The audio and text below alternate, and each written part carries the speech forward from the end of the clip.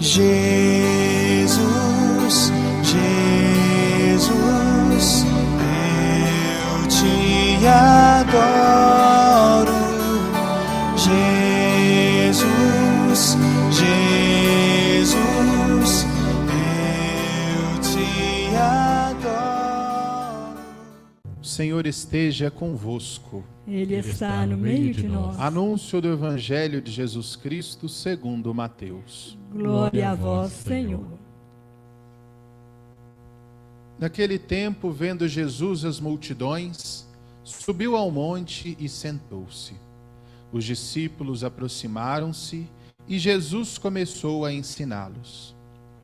Bem-aventurados os pobres em espírito, porque deles é o reino dos céus. Bem-aventurados os aflitos, porque serão consolados. Bem-aventurados os mansos, porque possuirão a terra. Bem-aventurados os que têm fome e sede de justiça, porque serão saciados. Bem-aventurados os misericordiosos, porque alcançarão misericórdia. Bem-aventurados os puros de coração, porque verão a Deus. Bem-aventurados os que promovem a paz, porque serão chamados filhos de Deus.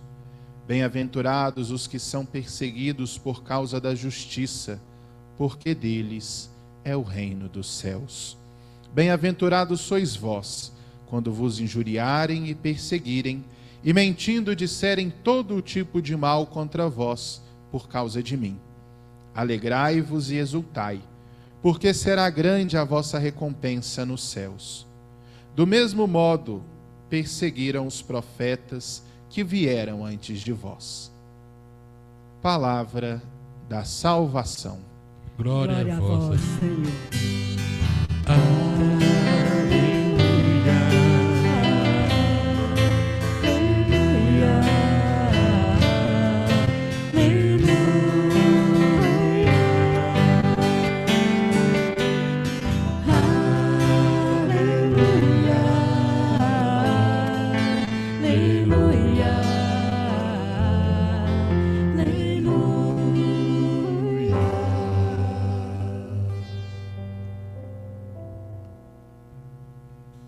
No dia de hoje, celebramos a memória de um santo da igreja com um nome bastante diferente, Santo Efrem. Acho que ninguém vai batizar o nome da criança com Efrem não, né? Se alguém for, o filho vai ter o nome de santo. E um grande santo que viveu lá no início da igreja, na região da Síria, e foi um grande homem que ajudou a difundir a mensagem do Evangelho, com seus escritos, com seus ensinamentos e principalmente com o seu testemunho. E através desta memória que nós chegamos a celebrar hoje de Santo Efrem, que foi um grande poeta que escreveu maravilhas sobre Jesus Cristo e sobre sua mãe Maria Santíssima, é que queremos nos debruçar sobre a santa palavra de Deus que nós escutamos nesta segunda-feira da 10ª semana do tempo comum. Santo Efrem era um poeta, escrevia poesias, escrevia as maravilhas que Deus realizava em nossas vidas, na vida do seu povo, e continua realizando em nossas vidas. E entrando nesse clima da poesia, nesse clima das maravilhas que Deus realiza em nossa vida, quero destacar o Salmo 120, que foi o salmo que cantamos, que rezamos, que meditamos nesta liturgia da palavra. O Salmo 120 marca o início de uma sessão no livro dos Salmos, chamada os Salmos das Romarias, das peregrinações. Sempre que o povo de Israel saía de suas casas para ir à cidade santa, Jerusalém, eles cantavam vários salmos, preparando o seu coração, pedindo a bênção, pedindo a proteção de Deus, e assim chegavam à cidade santa cantando estes hinos e estes salmos belíssimos, que estão mais ou menos entre o Salmo 120 e o Salmo 127, 128, por aí. E é interessante, até mesmo para todos nós, antes de viajarmos, antes de fazermos uma peregrinação, antes de fazermos uma longa viagem, parar, rezar o Salmo 120, que é um salmo belíssimo, no qual nós manifestamos que o Senhor, nosso Deus, vem ao nosso encontro e nos protege e nos livra de todos os males. No início, alguém, aquele que está viajando, pergunta: eu levanto os meus olhos para os montes, de onde pode vir o meu socorro? E eis então que nesse bonito diálogo, alguém o responde: seu socorro vem do Senhor. Do Senhor é que vem o meu socorro, do Senhor que fez o céu e fez a terra. E aí nós vemos que ele não dorme nem cochila, aquele que guarda Israel, aquele que guarda a nossa vida.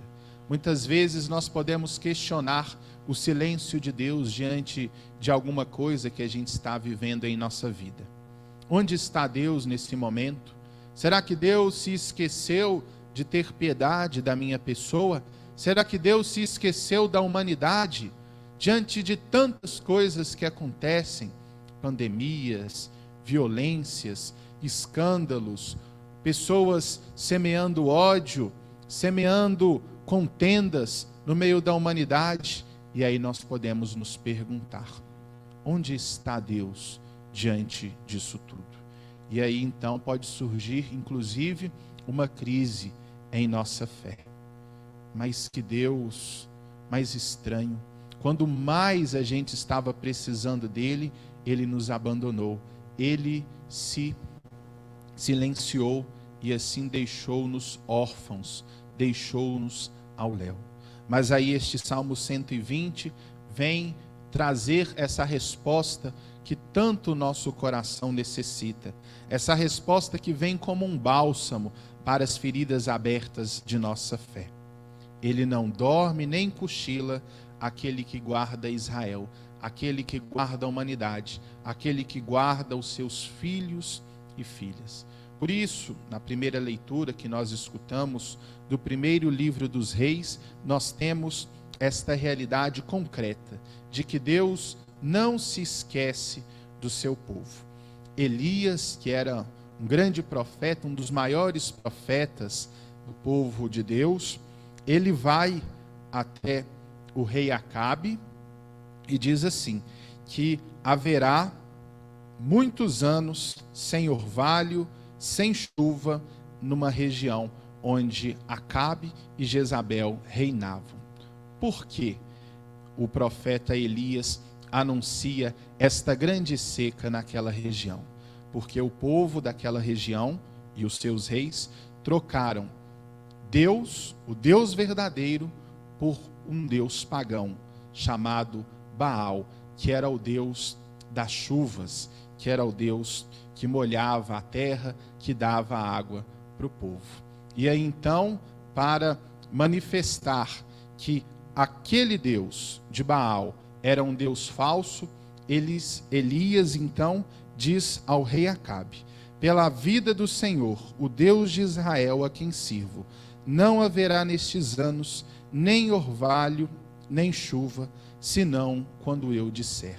Para dizer para aquele povo e também para dizer para nós, que se adorarmos a outros deuses, se adorarmos a outros ídolos, podendo ser pessoas, podendo ser realidades, podendo ser dinheiro, fama, luxo, prestígio, nós teremos uma grande seca, nós teremos uma grande estiagem em nossa vida, pois não teremos esse orvalho que nos dá vida, que nos dá ânimo para viver. Não teremos esta água que nos purifica, que nos lava, essa água que vem de Deus e que nos dá vida e vida plena. Por isso, façamos como Elias, sejamos fiéis ao Senhor. Diante de tantas promessas que o mundo nos oferece, diante de tantas coisas que podemos ter, mas que não nos edificam interiormente, escolhamos servir ao Deus verdadeiro, escolhamos amar ao Deus verdadeiro, pois Ele não dorme e nem cochila. Ele está olhando para nós 24 horas por dia, com um olhar misericordioso, com um olhar de ternura, com um olhar de quem nos ama, de quem nos protege e de quem nos quer bem. Esse mesmo Deus envia o seu Filho amado para junto de nós, e assim nos dá um grande presente através da Eucaristia, através do corpo e sangue de Jesus Cristo, que todas as vezes em que participamos da Santa Missa, temos a oportunidade de receber esse alimento que sustenta a nossa caminhada, este alimento que nos dá ânimo, que nos dá força e que nos reanima diante dos momentos de tribulação, diante dos momentos que nós podemos pensar que Deus se afastou de nós. É só nos aproximarmos da Eucaristia, que ali vamos saborear a doce presença do Cristo em nosso coração e em nossas vidas. Ao nos prepararmos para celebrar a festa de Corpus Christi, esse ano de maneira atípica, de modo diferente, devido ao isolamento que somos chamados a viver, mas nos preparemos para receber Jesus espiritualmente. Nos preparemos para receber Jesus em sua palavra, que indica o caminho que devemos seguir. Nos preparemos para receber Jesus na pessoa do nosso irmão, naquela pessoa que convive conosco, naquela pessoa que devemos estender a mão e ajudá-la diante das vicissitudes da vida. E assim, vivenciando essa mística da presença de Cristo em nosso meio, com certeza seremos homens e mulheres eucaristizados, reflexos de Cristo no coração do mundo. Louvado seja nosso Senhor Jesus Cristo. Para sempre seja louvado. Com todos os anjos eu quero te contemplar.